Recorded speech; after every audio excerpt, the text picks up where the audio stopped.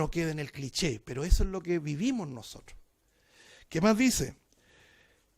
Todos aman el soborno. Se fija que la promiscuidad y la prostitución no tiene que ver exclusivamente con un asunto sexual.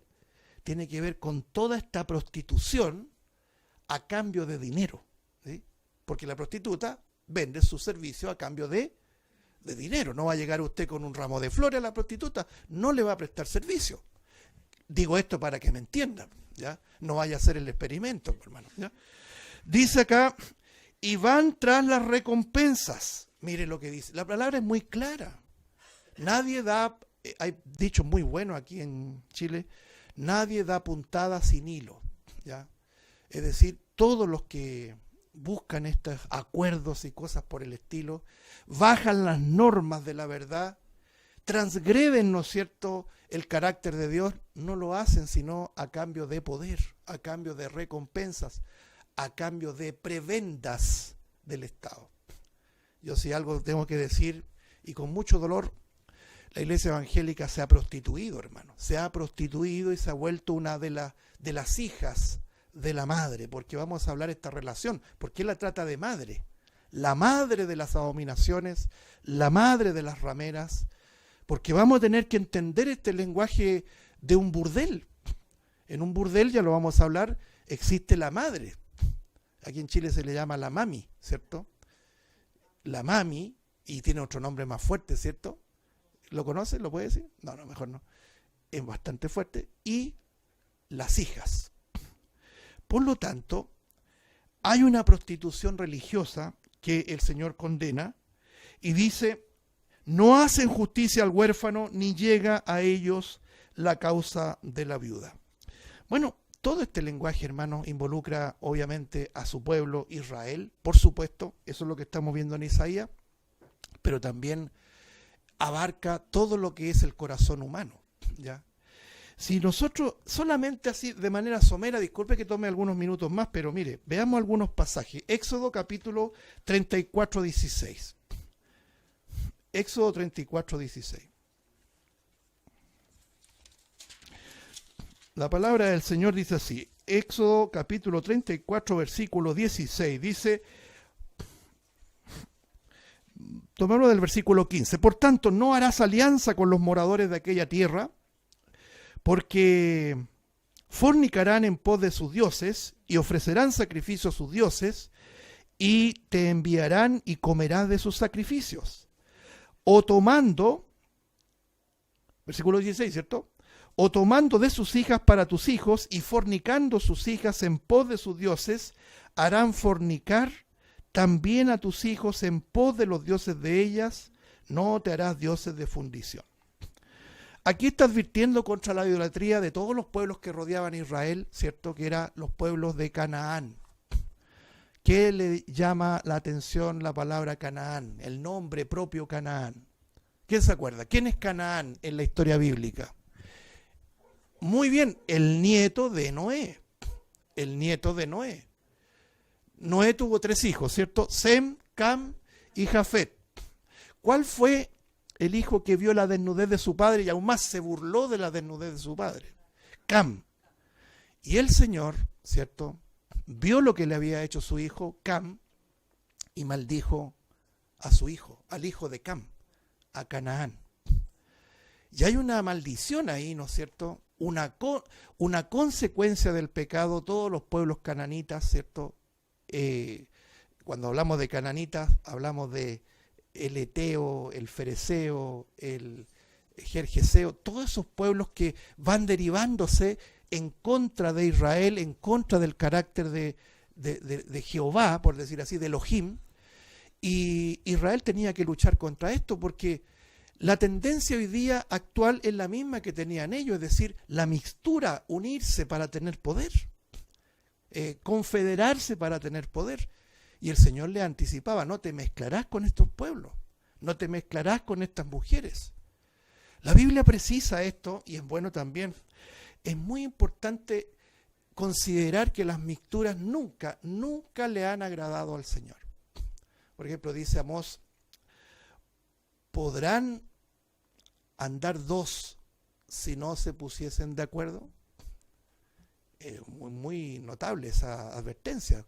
Si dos personas no están de acuerdo, no pueden estar juntas.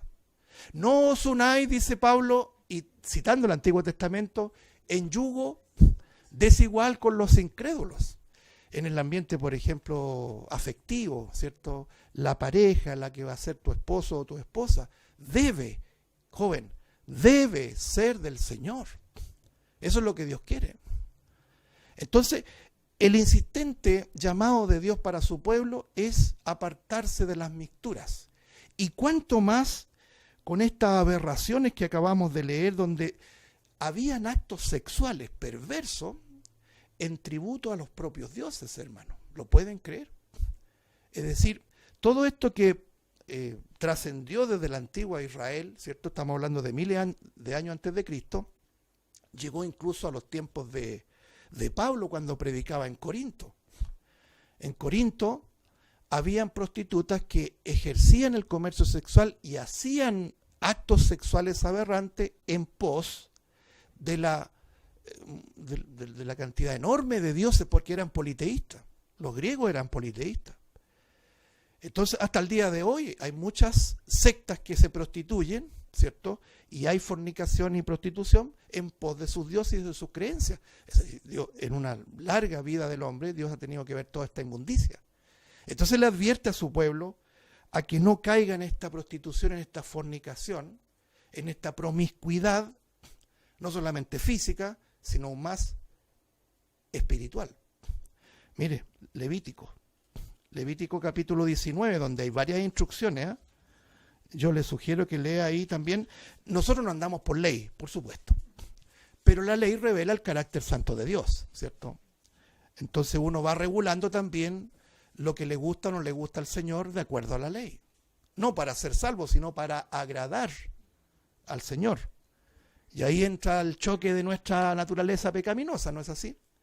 Miren lo que dice el Levítico 19:29. No contaminarás a tu hija haciéndola fornicar para que no se prostituya, note, en la tierra y llene de maldad, y se llene de maldad. Ahí está hablando de procreación, producto de la prostitución. Porque en la medida que las mujeres, las jovencitas se prostituían, daban a luz hijos, ¿cierto? Y estos hijos seguían los mismos patrones de su madre. Entonces, cuando habla de que no se llene la tierra, cuando dice acá, se llene de maldad, es el fruto de la fornicación y de la prostitución. Por lo tanto, es un tema muy serio, ¿no? Es un tema muy solemne. Mire, saltemos rápidamente a uno de los pasajes que en su contexto nos enseña mucho de esto, que es el profeta Oseas. Acuérdense que el profeta Oseas es un libro que usted no lo va a poder entender a menos que se sumerja seriamente en esto, porque el Señor lo envía a tener relación marital con una prostituta. Entonces, ¿cómo uno entiende este lenguaje? Ahí yo me tomo del pasaje de Pablo que dice, ¿quién entendió la mente del Señor? ¿O quién fue su consejero? Pero el propósito, ¿cuál es? Es que el pueblo de Israel se había prostituido abiertamente y sin ninguna vergüenza practicaba la idolatría, la cual es llamada adulterio espiritual. Es decir, el libro de Oseas presenta esta cruda realidad del pueblo de Israel en la vivencia de este profeta. Pero veamos algunos pasajes aislados, por ejemplo, el capítulo 4 de Oseas, ya lo encontró, ¿cierto? Porque cuesta encontrar estos profetas menores. Oseas capítulo 4, versículo 10 dice, comerán, pero no se saciarán, fornicarán, mas no se multiplicarán, porque dejaron de servir a Jehová. Nuevamente, esta temática de la fornicación en medio del pueblo de Dios. Avanza el versículo 18, dice, su bebida se corrompió, fornicaron sin cesar, sus príncipes amaron lo que avergüenza. El viento los ató en sus alas y de sus sacrificios serán avergonzados. Antes de comentar, capítulo 5, ahí mismo, versículo 3. Yo conozco a Efraín e Israel, no me es desconocido, porque ahora, oh Efraín, ¿qué dice? Te has prostituido y se ha contaminado Israel. El contexto, obviamente, ya lo dije, ¿no es cierto? este es un asunto de adulterio espiritual. Estuvimos hablando la otra vez de nuestro segundo enemigo, ¿cuál es? Satanás, el diablo. ¿Sabe lo que busca Satanás? Es que nosotros seamos infieles al Señor. Pero me temo, decía Pablo, ¿cierto?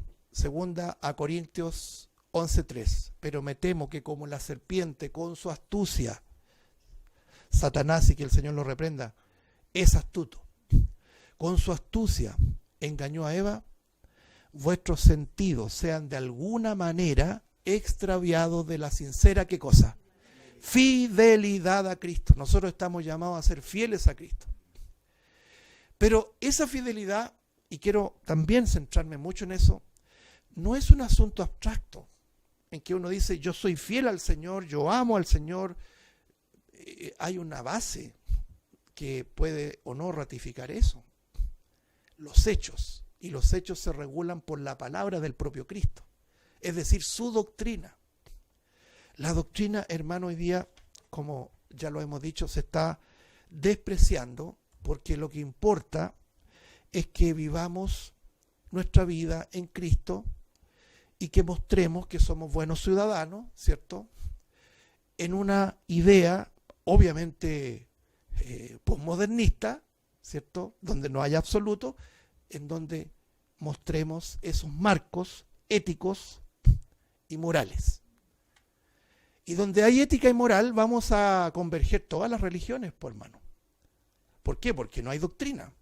Entonces usted se va a encontrar con un musulmán, hoy día hay esfuerzos enormes por unirse con fuerza con otras religiones para construir, dicen ellos, si esto lo hablan en serio, hermano, construir el reino de Dios.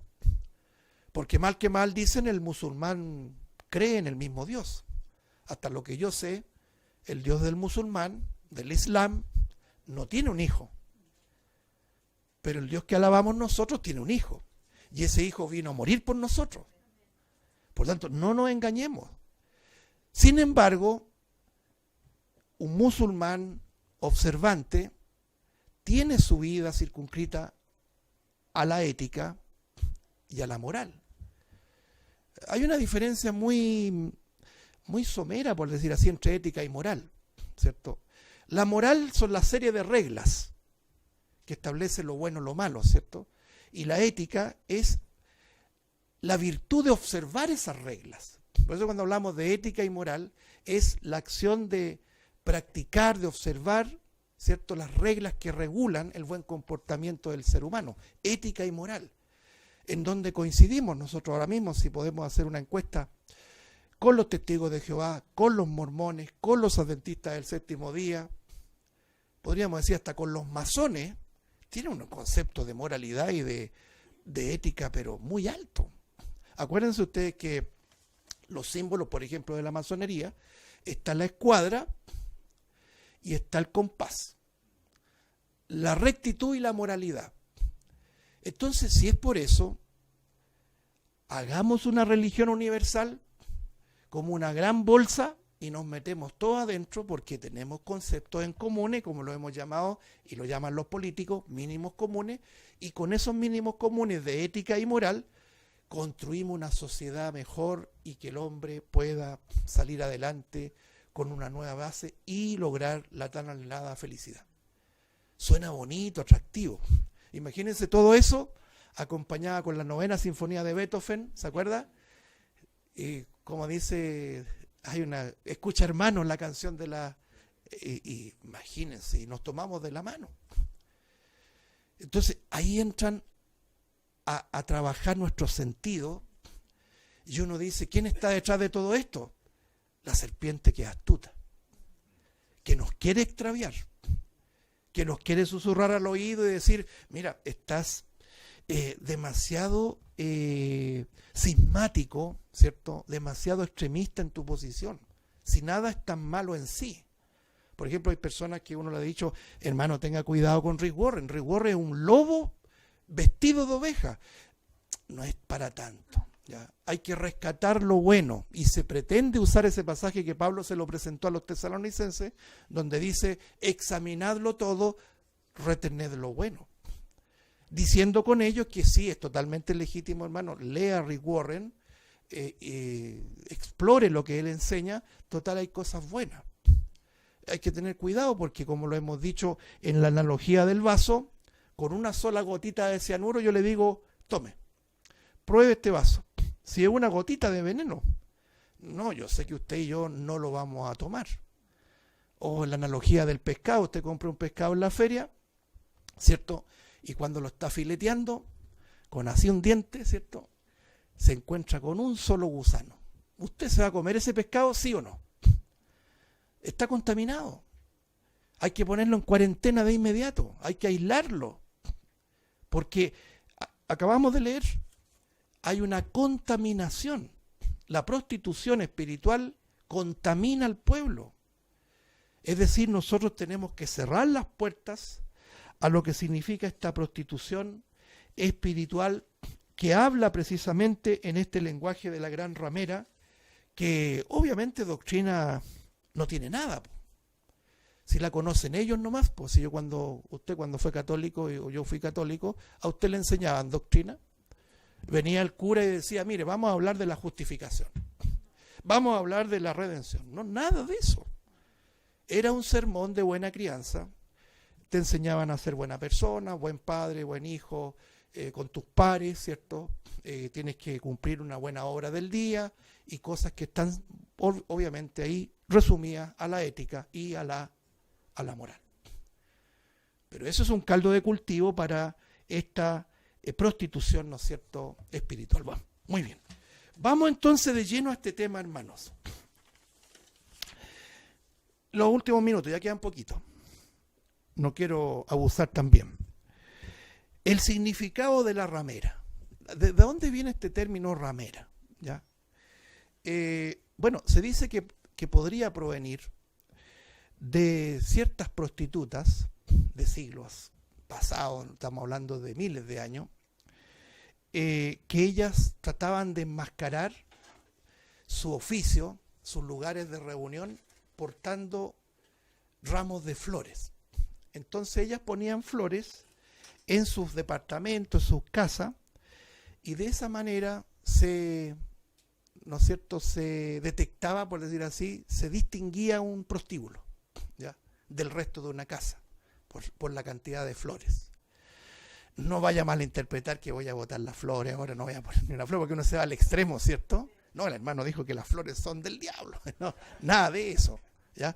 En ese tiempo las prostitutas trataban de refinar su oficio con ramos de flores, por eso que se le llamaba las rameras, las que portaban un ramo, ¿ya? Es lo mismo que hoy día. Hoy día, yo me acuerdo cuando era chico, había unos prostíbulos famosos aquí en Santiago, ¿cierto?, en algunas calles, pero se mostraban abiertamente como prostíbulos. Pero ahora se disfrazan con cuestiones, por ejemplo, de gimnasia o de, ¿cuánto se llama?, de relax, ¿cómo le llaman? Sauna, cosas por el estilo, y que en definitiva son prostíbulos, los mismos cafés. Estos cafés que usted pasa por afuera, no sé si ha entrado alguna vez a tomarse un café ahí, ya, se ríen, hermano. Usted ve por fuera que eso abiertamente es un antro, ¿no es cierto?, del pecado, por supuesto. Entonces se disfrazan con cosas. Lo mismo pasaba en ese tiempo. Entonces pasaba por una casa con ramos de flores, ahí está el prostíbulo. Ahora esta palabra ramera, en el capítulo 17 de Apocalipsis, esta palabra original es porné, así tal cual, del griego porné, de donde deriva la palabra fornicación, ¿ya? Fornicación es un acto sexual fuera de los marcos que Dios establece, ¿cierto? Y por supuesto configura pecado. Por supuesto que sí. De donde deriva la palabra también conocida como pornografía, es decir, una manera gráfica de ver prostitución, ¿ya? Eso se llama pornografía, cuya industria data de décadas, por hermano, ¿ya? Entonces, apuntan a toda clase de inmoralidad sexual que está claramente condenada por la palabra de Dios. Entonces el oficio de la prostituta, en sentido literal, consiste en ofrecer servicios sexuales a cambio de dinero. Entonces la mujer no le importa nada, no es un tema de amores, no es un tema de hagamos familia, no, es un tema de promiscuidad sexual, de vender sus servicios sexuales. Es el tremendo contraste con la doncella esposa de Cristo, que ya se llama la iglesia. La falsa mujer aparece llamada en la Biblia como la prostituta, la promiscua, la fornicaria, que viene a ejemplificar, ¿no es cierto?, a la falsa iglesia. Entonces, aquí es donde vamos entendiendo este lenguaje. La madre de las prostitutas, la madre de las rameras, y si tiene madre, por supuesto, hay hijas de por medio, ¿no es así? Entonces, ya vimos en el tiempo del pueblo de Israel cómo el Señor confronta como prostitución esta promiscuidad espiritual en el pueblo de Israel. Donde llovían las doctrinas, donde llovía la prevaricación, doctrinas falsas por supuesto, idolatría y prostitución espiritual, que por supuesto a través de los siglos le ha causado náuseas al Señor. Entonces, aquí nosotros vemos a miles de años del fracaso de Israel, que su pueblo espiritual, al menos nominal, llamado la iglesia, y lo decimos con lamento, no dista mucho de las actitudes infieles y rasgos de prostitución que tuvo el pueblo de Israel, que acabamos de leer, ¿cierto? En Isaías capítulo 1, por ejemplo, Levítico, Éxodo, etcétera, etcétera. Por ejemplo, el pueblo de Israel llegó a prostituirse con un becerro de oro. Y fíjese los elementos, ¿eh? Es que hay mucha abundancia en este comentario. ¿Usted se acuerda por qué el pueblo de Dios se prostituyó? ¿En qué contexto? ¿Dónde estaba Moisés? Estaba en el Sinaí. Estaba recibiendo las instrucciones, las tablas de piedra, los 10 mandamientos, ¿cierto? El decálogo, la ley, allá. Y hay algo muy sintomático lo que dice ahí en Éxodo 32, creo que, ¿no es cierto? El becerro de oro, el tristemente célebre episodio del becerro de oro. El pueblo dice, este varón, note las palabras, este varón que nos sacó de la tierra de Egipto, no sabemos qué le ha pasado. Por lo tanto, le dicen a Aarón, al hermano de Moisés, haznos un objeto de culto, un sentido de culto para nosotros. El primer comentario, uno se prostituye cuando mira al hombre, cuando ve las capacidades del hombre, porque claro, quien sacó al pueblo de Israel no fue Moisés. Dios usó a Moisés, pero quien lo sacó con mano poderosa es el Señor. Esto pasa, y esto es una realidad en la cristiandad actual, mis hermanos, y lo estuvimos abordando en el último programa Enfoque, ¿cierto? La confianza excesiva en el hombre. Jeremías dice, lo leíamos, ¿cierto? Capítulo número 17, maldito el hombre que confía en el hombre, no nos debemos confiar. Pablo le decía a Timoteo, lo citábamos en la mañana, ten cuidado de ti mismo y de la doctrina. Ni siquiera podemos confiar en nosotros mismos, hermano. Nuestra confianza vamos a usar el verbo deber, debe estar siempre en el Señor, porque Él nunca va a fallar. Por eso que estamos en tiempo, hermano, en que la fe no puede ser alimentada en estudios de un predicador que aparece, un influencer A, B o C, porque hoy día estamos llenos de influencers. Base su fe, hermano, hermana, en lo que dice la Escritura, y el resto a la fila, hermano. Y cuando digo el resto, tú y yo. Como dice Romanos 3:4, sea Dios veraz y todo hombre mentiroso. Padre Celestial, te damos gracias por tu palabra.